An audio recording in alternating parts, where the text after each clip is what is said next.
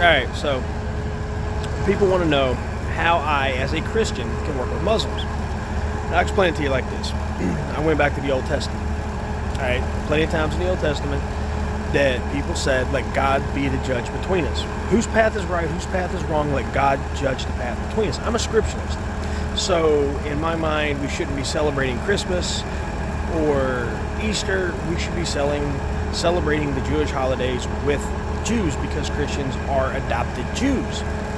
So, that being said, it's not an issue of this interpretation or what the Pope said or what some organized religion tells you. It's a matter of what the book says, what's in the scriptures. And in that regard, well, it's like this. We should be following Jewish law as adopted Jews, which would make us closer to Messianic Jews, but we actually don't have the blood of Abraham. We're not descendants of Abraham. We're simply adopted into it through Jesus Christ and through faith in Him. So it's okay for there to be inconsistency, some of this pagan stuff mixed in, because the important thing is that the message is that Jesus is the Son of God. He died for our sins. Now, that being said, the Muslims don't believe this. Some of the Jews don't believe this. Some of the Jews do. So we as Christians should be working with fellow Jews, because we're Jews by adoption, who are messianic of that nature. Simple as that. So once you have that concept down, that I'm not trying to challenge the religion, we don't have to. We as countrymen, we as citizens of the United States can work together because we have a mutual problem with the way the government's functioning and the abuses of power through it.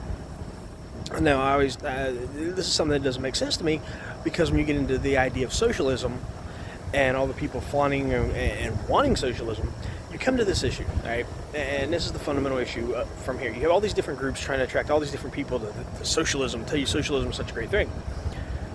But somebody make this make sense for me, all right? If your solution to a toxic and oppressive government is more government, how are you getting rid of the toxicity and the oppression? It doesn't work that way. I'm a big fan of capitalism. I like money. I like making money.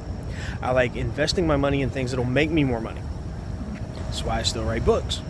This is why I still publish books. This is why I do all of this, because it's all about making money. Now, that being said, I think the solution is less government.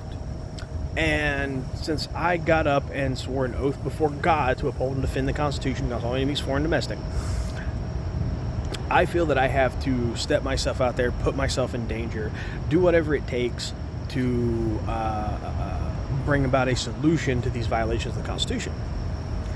And I'm willing to work with anyone, any of my fellow countrymen who have the same rights and responsibilities as me in that regard.